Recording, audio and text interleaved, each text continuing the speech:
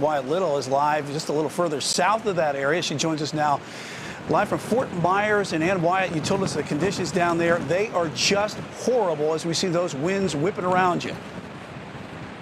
Yeah, they really are, Brian. We are on the edge of the eye wall. I just talked to meteorologist Ted Payton not long ago. We've been staying in touch about where we are, what we're seeing throughout the day. And he said you've still got a couple of more hours of rough conditions. But we're in a parking garage right now, and we have been for several hours today. We're up off the ground and about 12 miles inland. We're seeing trees just flattened. We're seeing street signs just bouncing around and rolling around the street.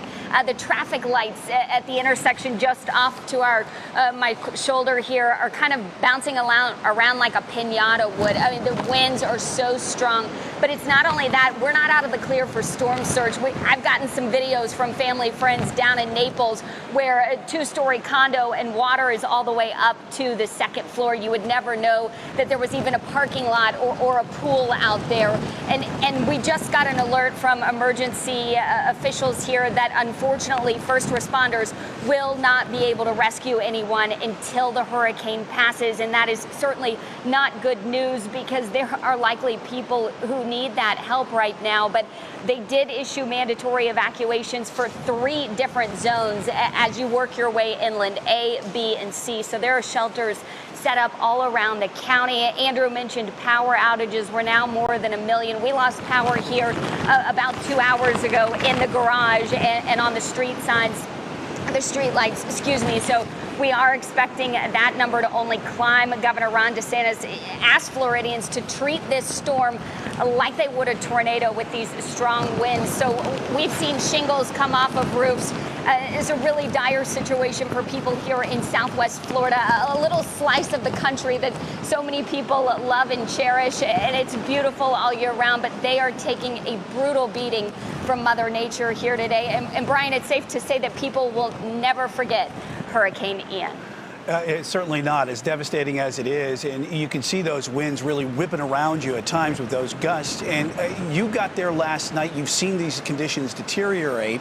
And I just saw a car on the road. Are there people outside actually, or are they just pretty much hunkered down and trying to be safe? Yeah.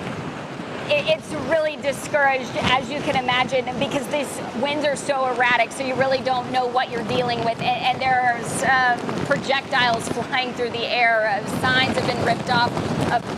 Just a lot of different things. So first responders sent an alert out this morning asking everyone to stay where they are to ride out this storm. So yeah, occasionally we'll see a car pass here.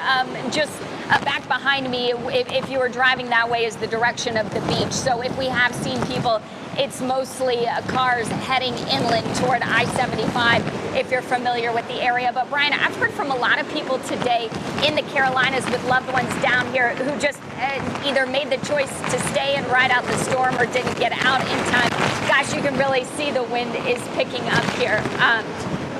But they're worried. There are anxious people all around this country waiting to just see how this all shakes out. And of course, once the storm passes, we're going to start getting those damage assessments. And there are crews on standby to come into the area and help these Floridians pick up the pieces. They will certainly need that help.